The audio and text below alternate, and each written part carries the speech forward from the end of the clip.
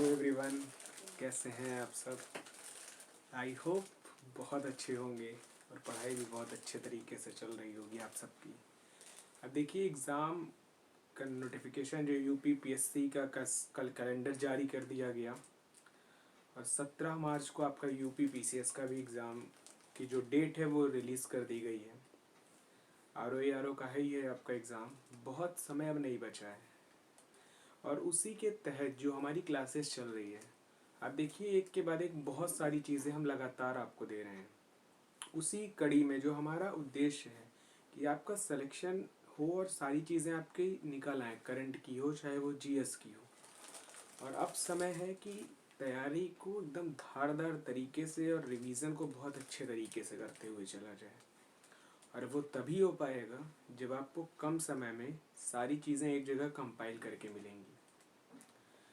तो उसी के तहत हमारी जो लगातार सीरीज चल रही है, उसी में आज जो हम जिस विषय पे बात करने वाले हैं वो है सारी जो आपके जितने टोटल सभी रिपोर्ट्स, जितनी इम्पोर्टेंट रिपोर्ट्स हैं 2023 की, वे सारी रिपोर्ट हम इसी क्लास में कवर करेंगे।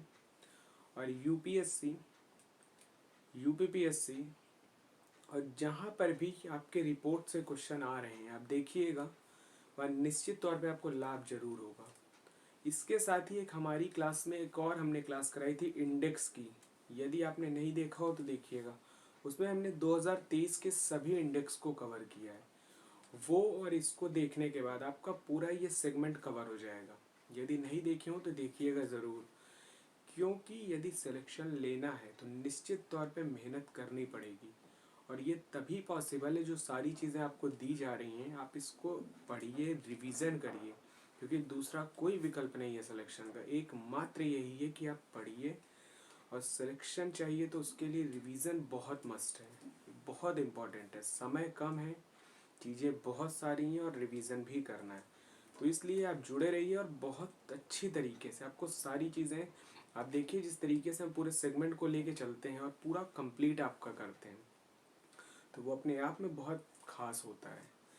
तो चलिए, अगर चैनल पे पहली बार विजिट किए हो तो चैनल को लाइक कर लीजिए, वीडियो पसंद आ रहा हो तो वीडियो को सब्सक्राइब और दोस्तों के साथ शेयर कर लीजिए, ठीक है।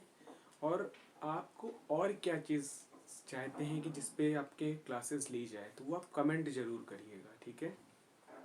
और आप किया करिए कमेंट, क्योंकि बहुत सारी चीज़ें हैं जिसको आपके लिए क्या इम्पोर्टेंट है ये आप भी तो जानिए। हम तो बहुत सारी चीज़ जो हमें लग रहा है वो सारी इम्पोर्टेंट चीज़ें आपको दे रहे हैं और वो आपके एग्ज़ाम में आ भी रही हैं। अभी आपने देखा होगा एडिशनल प्राइवेट सेक्रेटरी में बहुत सारे क्वेश्चन है जो निकले हैं, ऐसा नहीं है। तो इसी तरीके से चैनल पे बने रहेंगे तो आपको भी बहुत लाभ होगा। और साथ ही साथ जो हमारी आज की भी क्लासेस है, हम कोई भी टॉपिक को उसको प्री से लेके मेंस तक जोड़ते हैं। आंसर राइटिंग में भी जैसे हम बात करते हैं, यदि आप हमारे क्लास से जुड़े हो तो जान रहे होंगे किस तरीके से आंसर राइटिंग को आप प्रभावी कर सकते हैं, उसमें कैसे नंबर आपको अच्छे मिल सकते हैं। क्योंकि हमारा उद्देश्य सिर्फ प्रीलिम्स क्वालिफाई नहीं कर लेना है, उसको करके वैसे भी आप बाहर हो जाओगे। तब तक आप, जब तक मेंस और इंटरव्यू फाइनल ना हो जाए, तब तक आपकी जो जद्दोजहद है वो जारी रहेगी। और ये तभी होगा जब पढ़ाई अच्छे से होगी और प्री और मेंस को ध्यान में रखते हुए प्रीलिम्स की तैयारी करिए। तो आइए अपने विषय को हम शुरू करते हैं। आज जैसा कि हमने बताया, सभी महत्वपूर्ण रिपोर्ट 2023 की बहुत इंपॉर्टेंट है, ध्यान से सुनते चलिएगा। एक बार में यदि ना समझ में आए तो एक से दो बार को वीडियो को देखिएगा। सबसे पहली रिपोर्ट पे बात करें तो BMJ group reports on air pollution, वायु प्रदूषण पे जो बीएमजी की रिपोर्ट है, इसको द ब्रिटिश जर्नल के द्वारा प्रकाशित की गई है। इसमें हमने पूरी रिपोर्ट्स को कवर किया है, नेशनल इंटरनेशनल जो भी इम्पोर्टेंट रिपोर्ट रही हैं 2023 की, वो सारी चीज़ों को कवर किया है। तो आप इसको ध्यान से देखिएगा और इम्पोर्टेंट है ये, ठीक है। तो BMJ group report on air pollution पे आई है इस रिपोर्ट को। इसमें 150 से अधिक देशों का के जो वायु प्रदूषण है वहाँ का आकलन किया गया है। यदि हम बात करें पहले देश पे, तो सबसे नंबर 1 पे पॉल्यूशन में है चाइना। दूसरे पे यदि हम बात करें तो भारत है, ध्यान रखिएगा वायु प्रदूषण में। यदि वायु प्रदूषण की स्थिति में हम बात करें भारत की, तो सबसे ज्यादा जो प्रदूषण है से जो स्थितियां यहाँ गंभीर हुई हैं, लगभग 21 लाख मौतें वायु प्रदूषण से हुई है भारत में। याद रखिएगा, प्रति वर्ष की मैं बात कर रहा हूँ।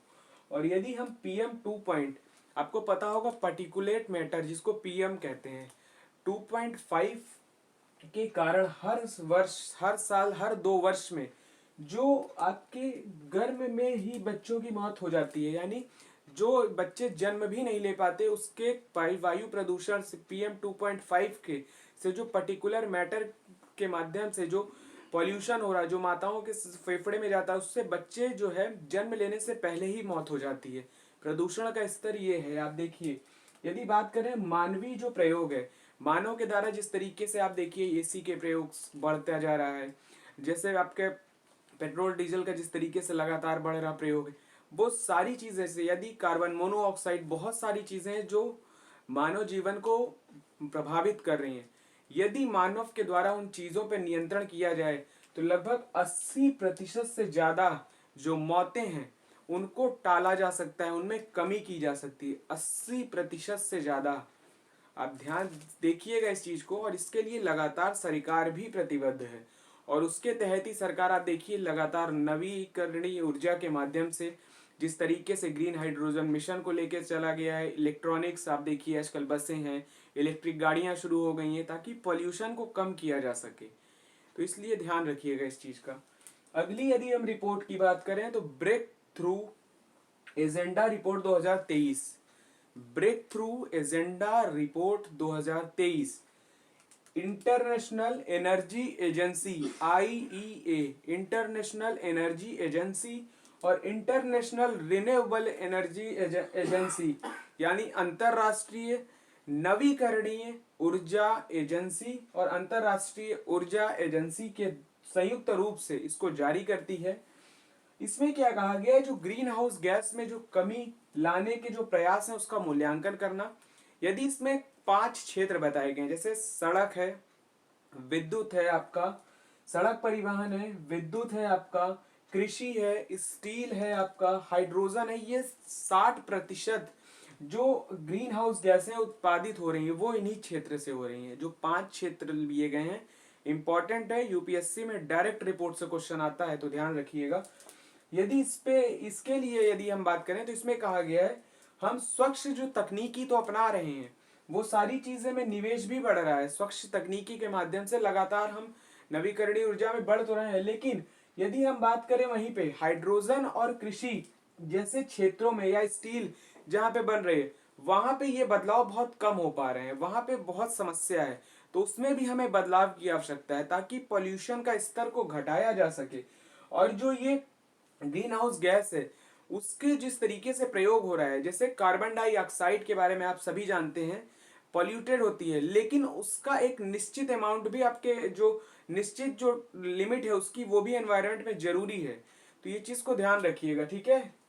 अति ज्यादा है उसकी, तो ध्यान रखिएगा इस चीज का। कभी कभी एग्जाम में ऑप्शन बना के पूछ लेता है, तो ध्यान रखिएगा। अगली रिपोर्ट पे बात करें तो global stocktake review task, global stocktake review task की ये रिपोर्ट है। वर्ष 2015 में जब पेरिस समझौता हुआ था, आप सब जानते होंगे, उसके बाद ये रिपोर्ट जो है प्रत्येक 5 वर्ष में आती है। 20 में आनी थी, लेकिन आपको पता है कोविड काल के समय बहुत सारी चीजें प्रभावित रही, तो कोविड काल के दौरान इसके आंकड़े जारी नहीं किए गए। अब इसकी रिपोर्ट 2022 में प्रकाशित की गई है। तो देखिए क्या कहा गया है, प्रत्येक 5 वर्ष में ये आती है। ध्यान रखिएगा, विकासशील देशों को इसमें यह कहा गया है, जैसे जो विकसित देश हैं उनको क्या करना है, जो विकासशील देश हैं, उन जो विकासशील देश हैं वो बहुत गरीब है, ऐसा नहीं बहुत ज्यादा पैसे हैं उनके पास, बहुत सारे संसाधन हैं, वो भी विकास की ओर बढ़ रहे हैं, यानी विकसित की ओर बढ़ रहे हैं। विकासशील से विकसित की ओर हम बढ़ रहे हैं, ना कि विकसित हो चुके हैं।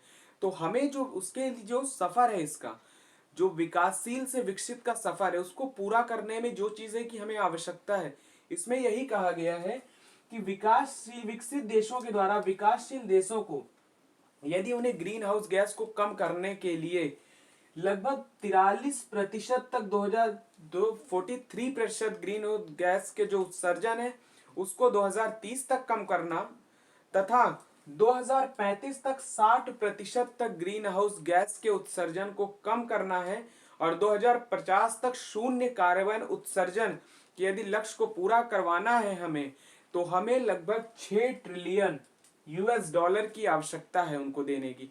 क्योंकि वो देश गरीब है, उनके पास इतने संसाधन नहीं है कि कैसे वो मैनेज कर पाए, तो इनको अवेलेबल कराना है जो विकसित देश हैं उनको। तो ये ध्यान रखिएगा। साथ ही साथ कहा गया है, इसमें कुछ सुझाव भी दिए गए हैं कि हम नवीकरणीय ऊर्जा को बढ़ावा दें, जो जीवाश्म ऊर्जा है और जीवाश्म ईंधन है उसको कम करें।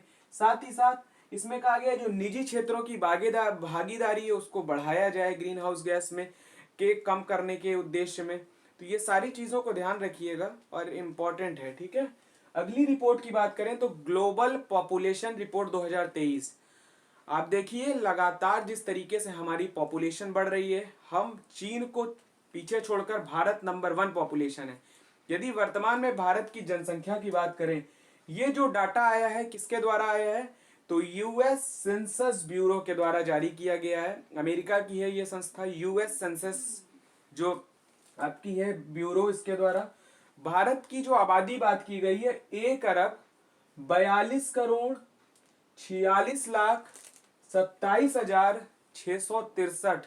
आंकड़े ध्यान रखिएगा, कभी कभी पीसीएस में आंकड़े का खेल होता है, तो ध्यान रखिएगा। 1,42,46,27,663 पॉपुलेशन है इंडिया की।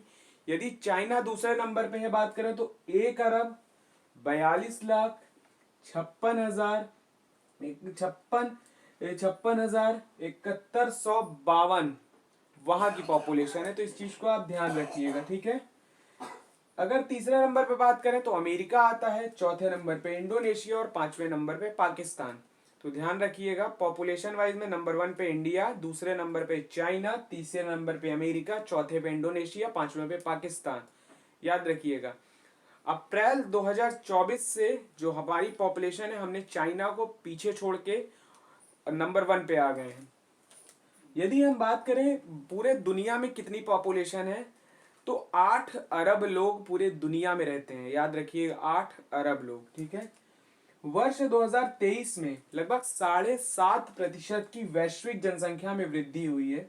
तो याद रखिएगा, विश्व में यदि हम बात करें तो प्रति सेकंड, याद रखिएगा इंपॉर्टेंट डेटा है और आप प्रयोग कर सकते हैं यदि कोई पॉपुलेशन का टॉपिक आता है आंसर राइटिंग के लिए। विश्व में प्रति सेकंड 4 लोगों का जन्म हो रहा है और वहीं 2 लोगों की मृत्यु हो रही है। इस चीज को आप ध्यान रखिएगा। अगली रिपोर्ट की बात करें तो वर्ल्ड एयर क्वालिटी रिपोर्ट 2023, ठीक है। वर्ल्ड एयर क्वालिटी रिपोर्ट 2023 है। इसको जो है इंडियन जो है इसको एयर क्वालिटी समूह के द्वारा जारी किया जाता है, इंटरनेशनल एयर क्वालिटी समूह। इसमें कुल 131 देशों के जो अध्ययन किया गया है। इसमें बात करें, इसमें PM2 जो पार्टिकुलेट मैटर 2.5 के आधार पर ही इसको जारी किया गया है, ठीक है, उसकी वायु की गुणवत्ता। नंबर 1 पे बात करें तो इसमें चाड है, नंबर 2 पर बात करें तो इराक है, नंबर 3 पे यदि हम बात करें तो पाकिस्तान है, नंबर 4 पे बहरीन है, नंबर 5 पे बांग्लादेश है। यदि भारत की इसमें हम बात करें तो भारत की 8वीं रैंक है। इसमें कोई हम बहुत अच्छी नहीं है, हमारे यहाँ पॉल्यूशन का बहुत लेवल गिरा, मतलब बहुत ज्यादा पॉल्यूशन बढ़ गया है। यदि हम राजधानियों में बात करें तो पहले नंबर पे पाकिस्तान की राजधानी इस्लामाबाद है, वहीं दूसरे नंबर पे यदि हम बात करें तो भारत की राजधानी दिल्ली है जो पॉल्यूशन में आती है दूसरे नंबर पे शहर वाइज। तो याद रखिएगा, यदि हम देश वाइज बात करें तो 8वें नंबर पे आते हैं, भारत आता है, ध्यान रखिएगा। अगली रिपोर्ट की यदि हम बात करें तो अखिल भारतीय बाघ जनगणना रिपोर्ट। बाघ जनगणना पे अभी आपको पता होगा 1 अप्रैल 1973 को जो प्रोजेक्ट टाइगर को शुरू किया गया था, 50 वर्ष पूर्ण होने पे ये रिपोर्ट आई है। तो ध्यान रखिएगा 29 जुलाई 2023 को इसको जारी की गई है, ठीक, ध्यान रखिएगा। भारत में जो आबादी है लगभग 75% जो है बाघ की आबादी है। तो याद रखिएगा 75% जो बाघों की आबादी है वो भारत में पाई जाती है। बात करें यदि हम आंकड़े की तो 2006 में यदि बाघों की संख्या की बात करें तो जहां पे 1411 बाघ हुआ करते थे, वहीं हर 4 साल में रिपोर्ट आती है। वहीं 2010 में यदि हम बात करें तो 1706 बाघ हो गए थे। 2014 में यदि हम बात करें तो 2226 बाघ हुए थे, और 2018 में यदि हम वही बात करें तो आपके 2367, और 2022 की जो रिपोर्ट आई उसमें कहा गया है हमारे पास 3682 बाघ हैं। आंकड़े को ध्यान से सुनिएगा क्योंकि आंकड़े बहुत इंपॉर्टेंट हैं। फिर से एक बार सुनिएगा, 2006 की यदि बात करें तो 1411 बाघ हैं। 2010 में हमारे यहाँ सिर्फ संख्या बढ़ के हुई है 1706। 2014 में यदि हम आंकड़ों की बात करें तो 2226 बाघ, वहीं 2018 में यदि हम बात करें तो 2967, और 2022 में यदि हम बात करें तो 3682 बाघ हैं। यदि हम सबसे ज्यादा बात करें कि बाघ कहाँ पे हैं, सर्वाधिक संख्या नंबर ऑफ बाघ कहाँ पे ज्यादा है, तो जिम कॉर्बेट नेशनल पार्क जो कि उत्तराखंड में पड़ता है, इसको पहले हेली नेशनल पार्क के नाम से जाना जाता था। 1921 में इसको जिम कॉर्बेट का नाम दिया गया, पहले हेली नेशनल पार्क के नाम से जाना जाता था। याद रखिएगा उत्तराखंड में है, यहीं से रामगंगा नदी भी बहती है, इस चीज को भी ध्यान रखिएगा, बहुत इंपॉर्टेंट है, ठीक है, अक्सर पूछ लेता है। और यदि हम ओवरऑल बात करें कि सबसे ज्यादा बाघ कहाँ पे हैं, तो नंबर 1 पे आता है मध्य प्रदेश। मैं बात क्या कर रहा हूं, सबसे ज्यादा संख्या में बाघ कहाँ पे हैं, किस नेशनल पार्क में, तो जिम कॉर्बेट में है, ठीक है। इसको हेली नेशनल पार्क भी कहते थे। 1921 में इसका नाम जिम कॉर्बेट हुआ। रामगंगा नदी यहीं से होके बहती है, उत्तराखंड में है ये, तो याद रखिएगा ये, ठीक है। यदि हम बात करें सबसे ज्यादा ओवरऑल में बाघ कहाँ पे है, तो मध्य प्रदेश में है। दूसरे नंबर पे कर्नाटक आता है, तीसरे नंबर पे उत्तराखंड आता है, चौथे नंबर पे महाराष्ट्र, और पांचवें नंबर पे तमिलनाडु। मध्य प्रदेश, कर्नाटक, तमिलनाडु, मध्य प्रदेश, कर्नाटक, उत्तराखंड, महाराष्ट्र और तमिलनाडु। फिर से नाम सुनिएगा, नंबर 1 पे मध्य प्रदेश, नंबर 2 पे कर्नाटक, नंबर 3 पे उत्तराखंड, नंबर 4 पे महाराष्ट्र, नंबर 5 पे तमिलनाडु। यदि बात करें मध्य प्रदेश में तो 785 बाघ हैं। दूसरे नंबर पे बात करें कर्नाटक में तो 563 बाघ हैं। वहीं उत्तराखंड में बात करें तो 560 बाघ हैं। तो याद रखिएगा, बहुत इंपॉर्टेंट है। अंतर्राष्ट्रीय बाघ दिवस 29 जुलाई को मनाया जाता है, बहुत इंपॉर्टेंट है, एग्जाम में पूछता है बाघ दिवस कब मनाया जाता है, तो याद रखिएगा। बात करें यदि भारत में वर्तमान में बाघ जो रिजर्व बनाए गए हैं वो कितने हैं, तो याद रखिएगा बाघ अभ्यारण्य कितने हैं। जनवरी 2024 तक का आंकड़ा है 54 बाघ अभ्यारण्य है भारत में, याद रखिएगा।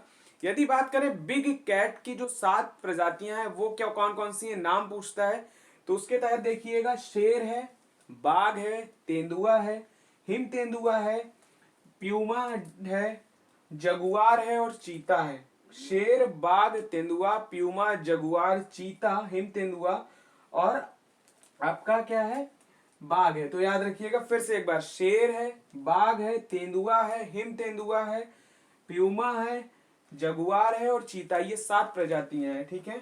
आई होप आपको सारी चीजें इसमें समझ में आई होंगी बाघ रिपोर्ट में। अगली बात करें हम अंतरराष्ट्रीय ऊर्जा एजेंसी की जो कोयला रिपोर्ट है, ये जारी की गई है 2023 की, तो ध्यान रखिएगा। इसको जारी किसने किया है, तो इंटरनेशनल एनर्जी एजेंसी, अंतरराष्ट्रीय अक्षय ऊर्जा एजेंसी के द्वारा इसको जारी किया गया है। नंबर 1 पे कोयले की बात करें, यदि सबसे ज्यादा कोयले का प्रयोग कौन कर रहा है, तो नंबर 1 पे चाइना है, दूसरे नंबर पे इंडिया है, तीसरे नंबर पे अमेरिका है। अब देखिए जिस तरीके से पॉल्यूशन लगातार बढ़ रहा है, हम लगातार विकल्प की तलाश में हैं और उसी के तलाश के तहत ही हम देखिए लगातार नवीकरणीय ऊर्जा, पवन ऊर्जा पे लगातार अपने जो इसको रिप्लेस कर रहे हैं एक तरह से, ठीक है। कोयला है, पेट्रोल है, डीजल, इनको रिप्लेस कर रहे हैं किस पे, सौर ऊर्जा, नवीकरणीय ऊर्जा के तहत, ठीक। तो ध्यान देखिएगा, उसके साथ ही राष्ट्रीय जो हाइड्रोजन ग्रीन मिशन है उस पर भी हमारा लगातार काम चल रहा है, विकल्प के तौर पे उसको भी हम लिए हैं। तो ये सारी चीजें ध्यान रखिएगा। तो उसी पे ये रिपोर्ट आई है कि हमारी स्थिति है क्या कोयले में। तो देखिए नंबर 1 पे आता है चाइना, दूसरे नंबर पे है भारत और तीसरे नंबर पे है अमेरिका। बात करें वर्ष 2023 में जो कोयले की वैश्विक मांग है उसमें 4% की वृद्धि दर्ज की गई है। कोयले की मांग में मतलब चिंताजनक है, रिपोर्ट जो बता रही वो चिंताजनक है, क्योंकि 4% की वृद्धि दर्ज की है। कहां हम कमी की बात कर रहे हैं और कहां पे यहाँ पे वृद्धि दर्ज की गई है। साथ ही साथ कहा गया भारत में 9% वृद्धि की बात कही गई है, मतलब भारत को जो जरूरत है वो 9% वृद्धि, मतलब भारत ने भी मांग जनरेट की है 9% की। ध्यान रखिएगा इस चीज को। लेकिन यदि हम बात करें कि हमारी स्थिति है क्या, हमें कैसे हम इसको कंट्रोल करें, तो भारत ने वृद्धि तो मांग में जो वृद्धि है वो तो की है 9% की, लेकिन हमने आयात में जहां हम 26% तक आयात करते थे उसको घटा के हमने 21% तक आपका आयात किया है। साथ ही साथ हम अब घरेलू कोयले पे ज्यादा डिपेंड हो गए हैं, जो हम मंगाते थे उस पे हमारा हमने नियंत्रण किया और घरेलू पे ज्यादा उत्पादन शुरू कर दिया।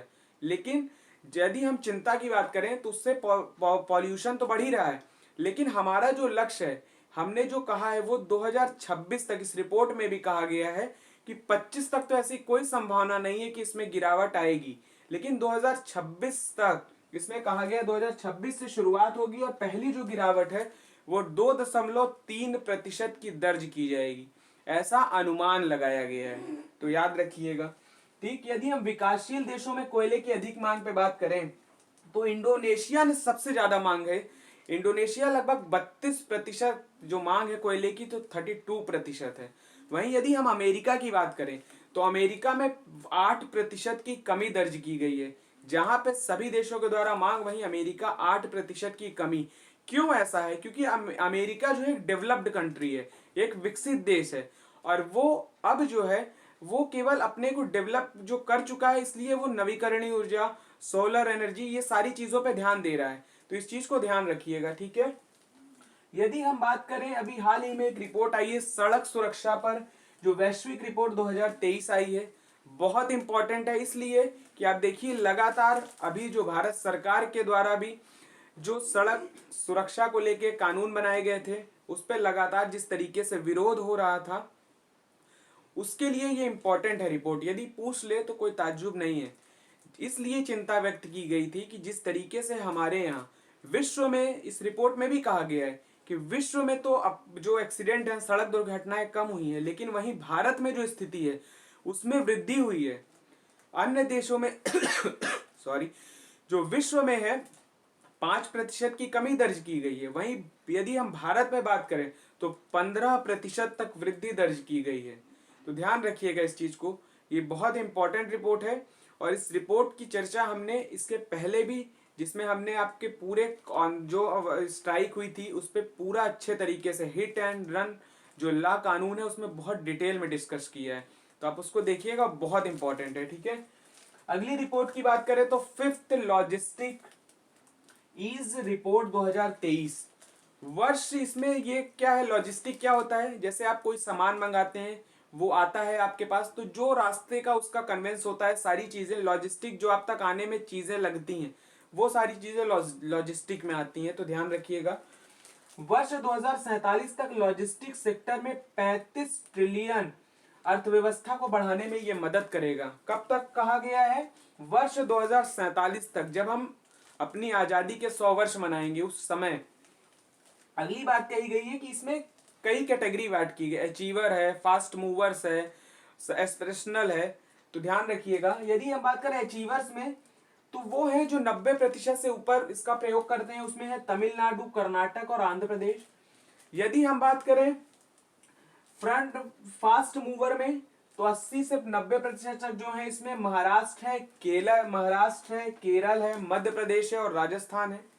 अगली बात करें यदि हम एस्पिरेशनल में, जो 80% से कम है, उसमें झारखंड है, आपका गोवा है और उड़ीसा है।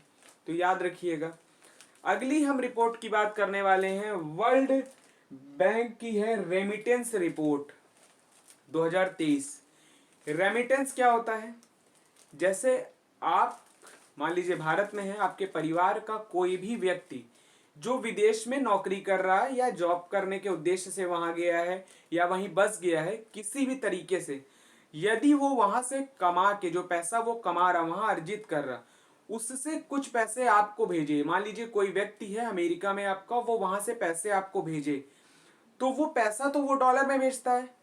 होता क्या है उससे, जब वो डॉलर में पैसा भेजता है तो आपके पास रुपए में आता है, वही रेमिटेंस होता है। तो ध्यान दीजिएगा इस चीज को, ठीक है। जब आपको मिलता है तो आपको तो रुपए मिला, लेकिन सरकार के लिए तो वो रेमिटेंस हो गया ना, सरकार को तो डॉलर मिल गया लेकिन आपको रुपए में मिला। तो याद रखिएगा। बात करें भारत में 125 अरब यूएस डॉलर का रेमिटेंस आया है। 2023 की रिपोर्ट है, याद रखिएगा। सबसे नंबर 1 पे भारत है, दूसरे नंबर पे मैक्सिको है और तीसरे नंबर पे चाइना है। भारत 125 अरब यूएस डॉलर के साथ पहले नंबर पे स्थान दर्ज किया है। 67 अरब यूएस डॉलर के साथ मैक्सिको दूसरे नंबर पे है, तो ध्यान रखिएगा। बात करें सबसे ज्यादा जो रेमिटेंस आया कहां से है, तो यूएई से आया है, याद रखिएगा, यूएई से आया है। ठीक है, बात करें यदि हम इसमें, इससे होता क्या है, महत्व क्या होता है रेमिटेंस का। जैसे आप कोई कर्ज लिए हैं विदेशों से, तो आप डॉलर में चुकाते हैं, उससे चुका सकते हैं। साथ ही साथ इसमें क्या होता है, फॉरेक्स रिजर्व आपको मजबूत होता है, विदेशी मुद्रा जो आपके भंडार हैं वो बहुत मजबूत होते जाते हैं। इसमें क्या है, सिग्री योरेज राजस्व में वृद्धि होती है। सिग्री योरेज राजस्व क्या होता है, ध्यान दीजिएगा। जैसे मान लीजिए कोई वहां से पैसा भेजा, मान लीजिए मेरे अकाउंट में $6000 उसने भेज दिया हमें, मान लीजिए $5000 भेजा, ठीक है, $5000 मेरे पास आ गए, ठीक है। उसको मान लीजिए हमने 80 से इंटू कर दिए, तो आपके पास 4 लाख रुपए हो गए, ठीक है। तो सरकार क्या करती है, आपको 4 लाख रुपए के नोट छाप के दे दिए, ठीक, 4 लाख रुपए के नोट छाप के आपको दिए। तो उसमें गवर्नमेंट का क्या खर्च होता है कि 10,000 रुपए, उसको अधिकतम 10,000 या 8,000 रुपए, जो मैक्सिमम उसकी कॉस्ट आती हो, 8 से 10,000, 11,000 जो भी आती हो, उसने नोट आपको 4 लाख के छाप के दे दिए। आप भी खुश हो गए कि आपको पैसा मिल गया। लेकिन गवर्नमेंट को बताइए 8 या 9,000 में $5,000 रुपए मिल रहे हैं। इतना सस्ता डॉलर कहाँ मिलता है। तो गवर्नमेंट को उसमें प्रॉफिट होता है। और साथ ही साथ जो डॉलर होती है उससे आप विदेशी कर्ज को चुका सकते हैं, आप फॉरेक्स रिजर्व को मजबूत कर सकते हैं। तो इसी उद्देश्य से इसको कहा गया है क्या, सिग्री योरेज राजस्व। एग्जाम में टर्म्स पूछ ले तो ध्यान रखिएगा। अगली बात करें यदि हम India's 100 richest people of Forbes की ये रिपोर्ट आई है, जो 100 सबसे अधिक अमीर व्यक्ति हैं, अभी हाल ही की रिपोर्ट है। नंबर 1 पे यदि बात करें, भारत में टॉप लोगों की रिपोर्ट आई है जो 100 सबसे अमीर हैं। नंबर 1 पे है मुकेश अंबानी, दूसरे नंबर पे है गौतम अडानी, तीसरे नंबर पे आते हैं शिव नादर, चौथे नंबर पे है सावित्री जिंदल, पांचवें नंबर पे है राधा कृष्ण दमानी और छठे नंबर पे है साइरस पूनावाला। तो आप टॉप 5 याद रखिएगा। नंबर 1 पे मुकेश अंबानी, दूसरे नंबर पे आपके गौतम अडानी, तीसरे नंबर पे शिव नादर, चौथे नंबर पे है आपके सावित्री जिंदल, पांचवें नंबर पे है राधा कृष्ण दमानी और छठे नंबर पे है साइरस पूनावाला। तो याद रखिएगा। अगली यदि हम रिपोर्ट की बात करें, बहुत इंपॉर्टेंट है, world energy transmission outlook report 2023। अंतरराष्ट्रीय अक्षय ऊर्जा एजेंसी और एजेंसी के द्वारा इसको जारी किया गया। अंतरराष्ट्रीय ऊर्जा agency IEA, international energy agency के द्वारा जारी की गई है। ग्लोबल एनर्जी से CO2 उत्सर्जन जो है वो सर्वाधिक जो है इसमें कहा गया 2025 पर अपने स्तर पे होगा, मतलब सर्वाधिक स्तर पे होगा 2025 तक। मतलब रिपोर्ट जो बता रही वो बहुत ही चिंता का विषय है कि हमें इसको कम करने की आवश्यकता है, जो कार्बन डाइऑक्साइड है। क्या कहा गया है सुनिएगा, ग्लोबल एनर्जी से जो कार्बन उत्सर्जन हो रहा है 2025 तक ये अपने शीर्ष स्तर पे होगा, सर्वाधिक स्तर पे होगा। साथ ही साथ जीवाश्म ईंधन को यदि हमें कम करना है तो इसको ऐसा नहीं कि एकाएक आप खत्म कर देंगे, चरणबद्ध तरीके से ही समाप्त होगा। साथ ही साथ नवीकरणीय ऊर्जा के क्षेत्र में सभी क्षेत्र में व्यापक पैमाने पर बढ़ाना होगा, ताकि जो अक्षय ऊर्जा की जो हिस्सेदारी है वो क्या है, उसमें जो 14% है वो बढ़कर 40% तक हो जाए।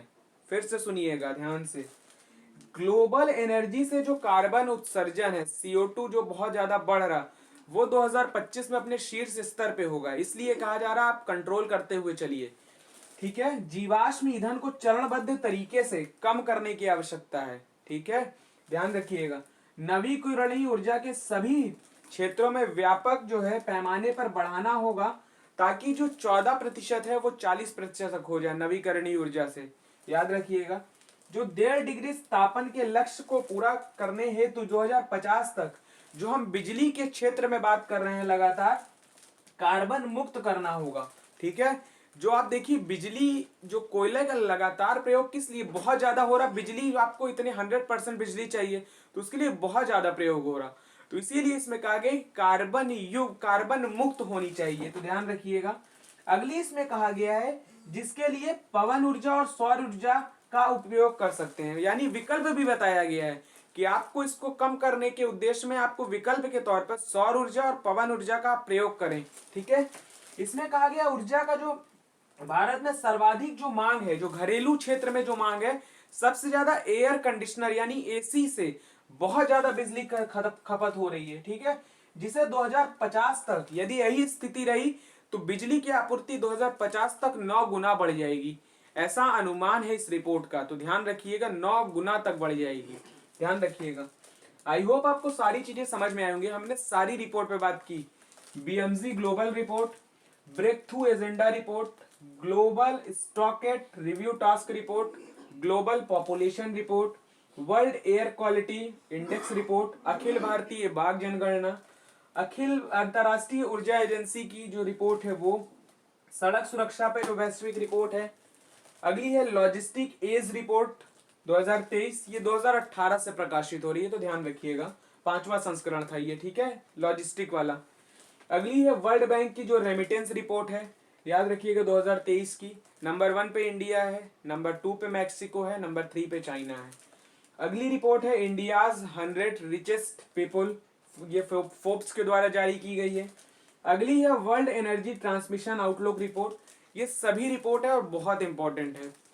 ठीक है, यदि वीडियो एक बार में आपको नहीं समझ में आया तो आप 1 से 2 बार इसको देखिएगा, निश्चित तौर पे आपको समझ में आएगा। मैं साइड हो जा रहा हूं, आप स्क्रीनशॉट ले लीजिए और कोशिश करिएगा कि आप इस रिपोर्ट को बाकायदा लिख के अच्छे से याद करते हुए चलिए, क्योंकि इसी से जो आपके इंपॉर्टेंट क्वेश्चन निकलते हैं इसी तरीके से निकलते हैं करंट में। क्योंकि लगातार आप देखिए सरकार भी ग्रीन एनर्जी, जलवायु परिवर्तन, राष्ट्रीय हाइड्रोजन मिशन के तहत जिस तरीके से प्रयासरत है और प्रतिबद्ध है, वो अपने आप में महत्वपूर्ण हो जाता है कि इससे क्वेश्चन आएंगे ही आएंगे।